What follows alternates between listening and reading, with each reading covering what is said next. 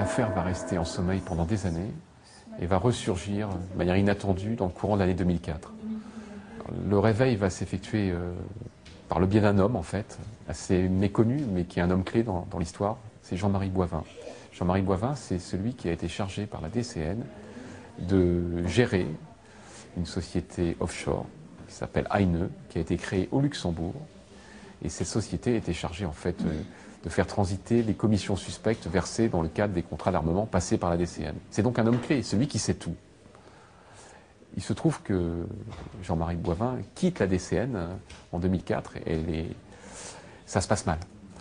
Ça se passe mal parce que Jean-Marie Boivin réclame de l'argent en échange de son départ et la DCN lui propose une somme qu'il juge beaucoup trop dérisoire, à peu près 600 000 €, qui vont lui être versés d'ailleurs. Mécontent, il réclame plus, 2 millions, 4 millions, 6 millions, il ira jusqu'à demander 8 millions d'euros. Et comme il n'obtient pas satisfaction, il va commencer à se livrer à un véritable chantage d'État. C'est-à-dire qu'il va écrire à des personnalités politiques d'importance, Jacques Chirac, Nicolas Sarkozy, et dans ses courriers, de manière assez implicite, il menace de révéler les lourds secrets dont il est le détenteur s'il n'obtient pas satisfaction, c'est-à-dire s'il n'obtient pas l'argent qu'il réclame. Alors évidemment, ça va être la panique au plus haut sommet de l'État, parce que personne n'a intérêt à ce que ces révélations sortent. Et puis il va y avoir un événement assez incroyable, fin 2006, en octobre 2006 précisément, à savoir que la DCN va mandater 2 anciens agents de la DGSE pour aller en quelque sorte mettre en garde, lui d'y menacer Jean-Marie Boivin, pour lui dire en clair, il faudrait mieux que vous gardiez vos secrets pour vous. Et il se trouve que, grâce à des documents placés sous scellé, mais que nous avons réussi à exhumer, il apparaîtrait que ces 2 hommes auraient en fait été mandatés par un certain NS. C'est ce qu'indiquent des notes manuscrites. Derrière ce NS, il faut bien sûr lire Nicolas Sarkozy. Alors les 2 hommes en question que nous avons retrouvés démentent avoir été mandatés par M. Sarkozy.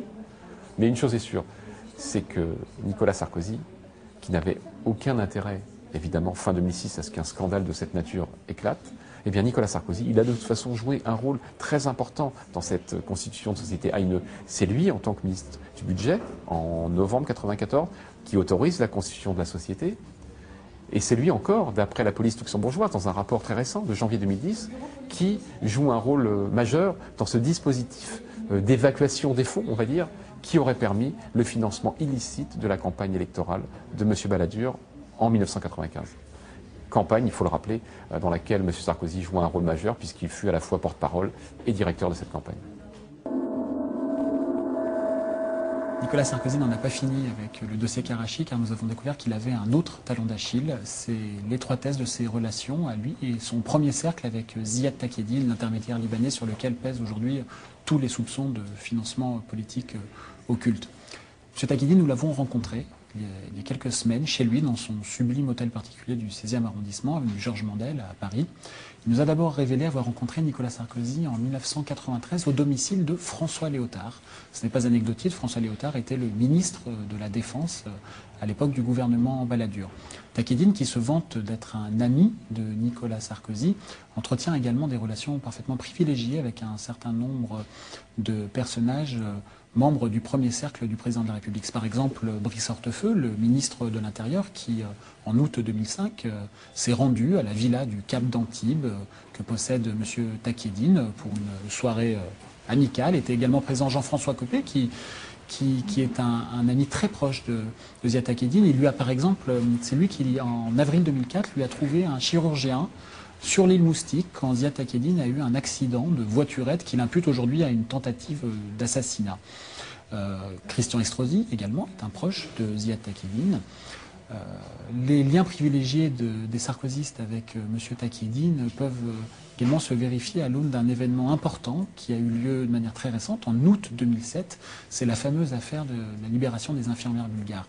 Il s'avère que Ziad Takieddine a été l'émissaire de la France de Nicolas Sarkozy, pour convaincre le colonel Kadhafi de libérer les infirmières bulgares.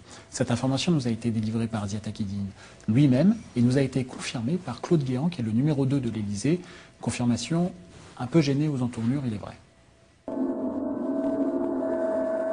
L'affaire va ressortir finalement assez récemment. D'abord, en 2007, il se produit un événement d'importance, c'est-à-dire que le juge Bruguière quitte ses fonctions et il est remplacé par un autre juge antiterroriste, Marc Trévidic. Marc Trévidic va reprendre l'enquête sur l'attentat de Karachi à zéro. Et en septembre 2008, il va s'appuyer sur un document révélé par Mediapart, document qui suggère qu'il pourrait y avoir une autre piste que celle qui avait été privilégiée par le juge Bruguière. M. Bruguière s'était concentré uniquement sur la thèse que lui avaient proposée les services secrets pakistanais, à savoir l'implication d'Al-Qaïda dans l'attentat. Le document en question, en revanche, qui est un rapport dit Nautilus, rédigé par un ancien policier pour la DCN, ce rapport suggère qu'il pourrait y avoir derrière cet attentat une piste politico-financière, un règlement de compte, c'est-à-dire des représailles qui auraient été menées suite à l'arrêt des commissions décidées par Jacques Chirac en 1995. Le juge Trévidic va prendre cette nouvelle piste tellement au sérieux qu'en 2009, il va confier aux familles que cette nouvelle hypothèse est cruellement logique. Alors il faut quand même préciser, c'est évidemment important, qu'à l'heure qu'il est, le magistrat n'a pas pu réunir de preuves matérielles de ce lien entre l'arrêt des commissions et l'exécution de l'attentat, mais disons qu'il y a un faisceau d'indices qui font que cette piste peut être prise tout à fait au sérieux. Ce qu'il faut dire enfin, et c'est très important, c'est que toute cette affaire ne serait jamais réapparue s'il n'y avait pas eu un juge indépendant, juge d'instruction. C'est juge d'instruction dont le pouvoir réclamait la suppression il y a peu et dont on voit bien quel rôle majeur ils peuvent jouer dans une démocratie comme la nôtre. C'est-à-dire que c'est par leur intervention qu'on peut espérer voir apparaître les secrets inavouables de l'État.